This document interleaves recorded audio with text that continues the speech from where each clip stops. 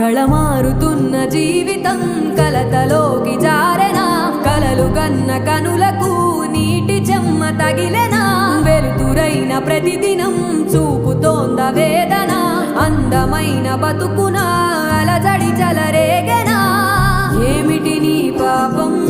ఏమిటి నీ నేరం చీకటి ముసిరిందే చిటికల్లోనా తీరదు నీ శోకం మార